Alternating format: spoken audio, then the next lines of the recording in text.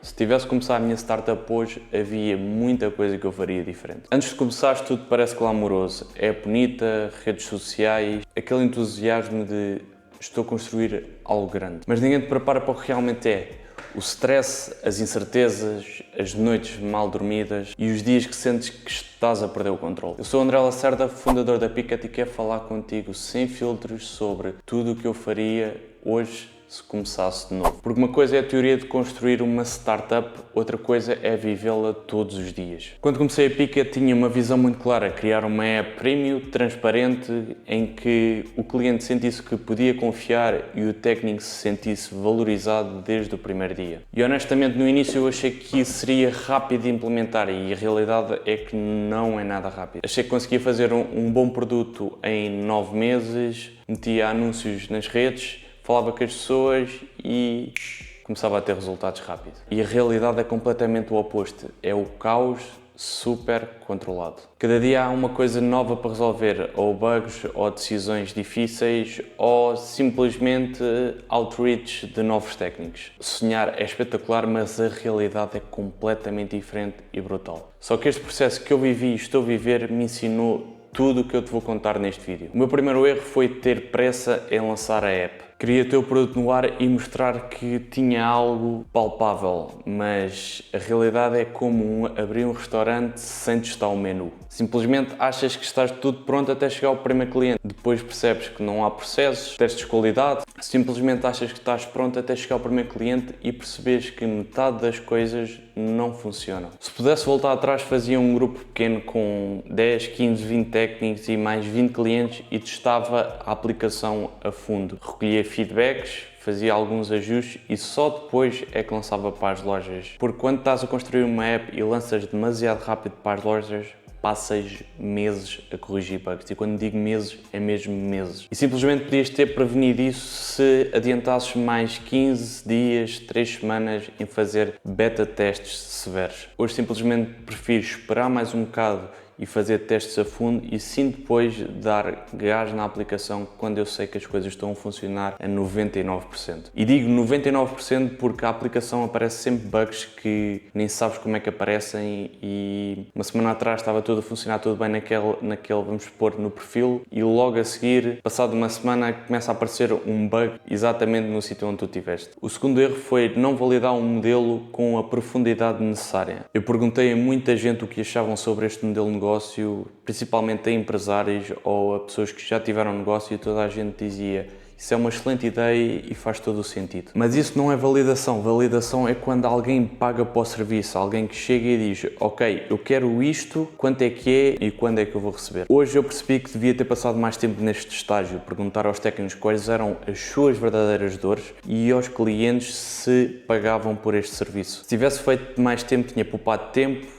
dinheiro e muita energia, porque a verdadeira lição que eu aprendi com isto é que uma coisa é as pessoas dizerem que é uma boa ideia, outra coisa é as pessoas pagarem por ela. Outro erro que eu cometi foi subestimar o poder do marketing e da narrativa. Eu achava que bastava ter um produto bom e que o cliente gostasse do serviço, que não precisava de fazer mais nada. E o que eu entendi foi que podes ter o melhor produto, se as pessoas não souberem que esse produto existe, ele não vale nada. E hoje em dia conseguires falar para uma câmara, parecido com o que eu estou a fazer agora, mas para as redes sociais, Instagram, TikTok, os shorts, consegues converter muito mais clientes do que há 10, 15 anos atrás, em que era quase tudo boca a boca ou outdoors. As redes sociais têm um poder incrível de alcance com um custo quase a zero. E um dos erros que eu também fiz foi falar apenas das funcionalidades dentro da app. A app tem chat entre o técnico e o cliente, dá para escolher o técnico, mas a verdade é que as pessoas não querem saber das funcionalidades, querem saber da emoção e como é que podem ganhar com ela, tanto os técnicos como os clientes. Como é que estás a resolver o problema, como é que as pessoas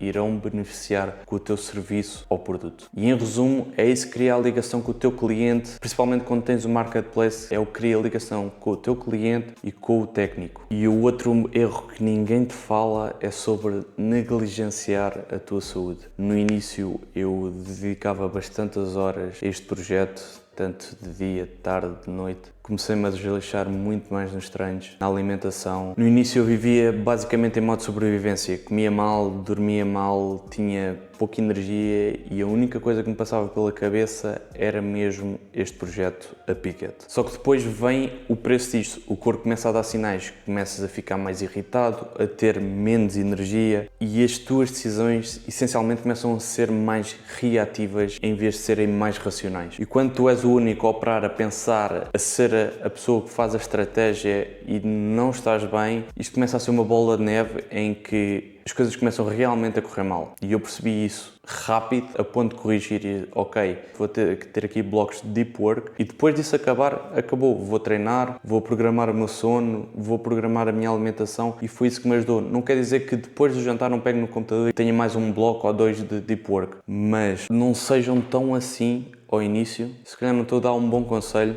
para quem vai ver isso e tenha negócios, mas ao início é necessário dar bastante foco ao projeto, mas depois isso irá-te adoecer e não será bom para as tuas decisões no futuro da tua empresa. Depois disto tudo, depois da cirurgia, de todo o processo de recuperação, das reflexões que tive tanto no hospital como na cama, percebi que o corpo e a mente são literalmente o motor da empresa. E como já disse, se o fundador não está bem, o negócio vai por água abaixo, literalmente. E o último erro que 99,99% de quem tem negócios e começa do zero é tentar fazer tudo sozinho. Isso aí é o maior erro que podes fazer. Eu achava genuinamente que eu tinha que fazer tudo, exceto a programação, que eu, apesar de ter uma app, não sei programar, era o marketing, era a operação, era a programação, acompanhar os técnicos de perto, o que é que eles estavam a fazer. Acreditava que só assim é que as coisas iriam ficar bem feitas. E passado um tempo percebi que só se delegares realmente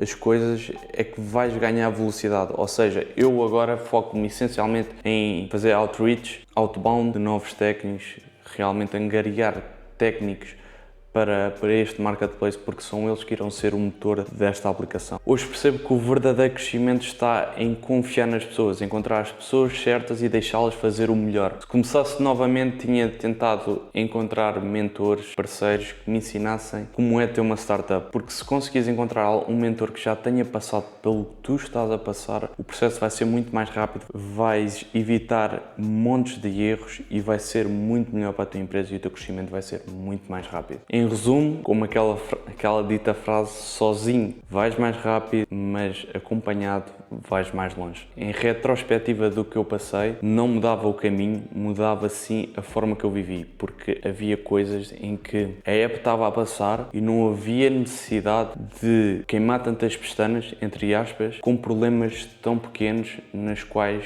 era tão fácil evitar. Em resumo, a pressão ainda me está a ensinar a ter paciência, porque há muita coisa que não depende de mim, nomeadamente a programação.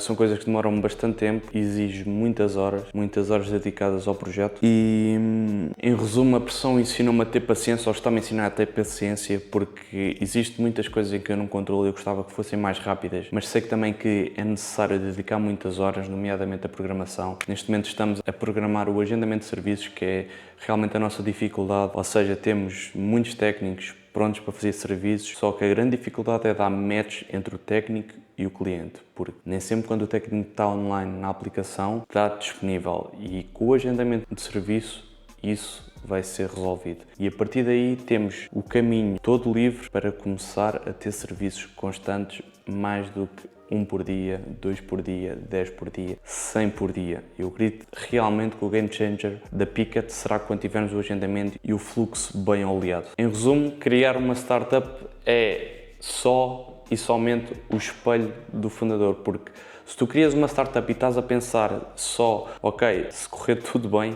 daqui a 10 anos a minha startup vale 5 milhões de euros e eu vou vendê-la. Se estiveres só a pensar em dinheiro e não pensares realmente em resolver um problema que existe na sociedade, que neste caso é a falta de mão de obra, tanto de eletricistas, canalizadoras, a carpinteiros, pessoal de limpeza e a informalidade que existe nesse mercado. Se estiveres só focado em dinheiro e não resolver esse problema, que genuinamente o que eu quero resolver é trazer valorização para esses técnicos, eu genuinamente quero resolver o problema que existe no mercado, que é a falta de eletricistas, canalizadores, carpinteiros, limpeza, quer trazer-lhes uma solução na qual eles sintam-se valorizados dentro de uma aplicação. Não quer tratar como um recurso descartável como trata a Uber, a Glovo, em que, na minha ótica, claro, na minha visão, definem tudo ao pormenor quanto é que recebem. No fundo, são empregados deles e não, como eles dizem, empresários em nome individual. Quero essencialmente que eles sejam... Entretanto, a câmara ficou sem bateria, mas o que eu realmente não me dava era o propósito. A solução que eu quero realmente trazer é que os técnicos sintam que estão a trabalhar com uma aplicação que valoriza o seu trabalho.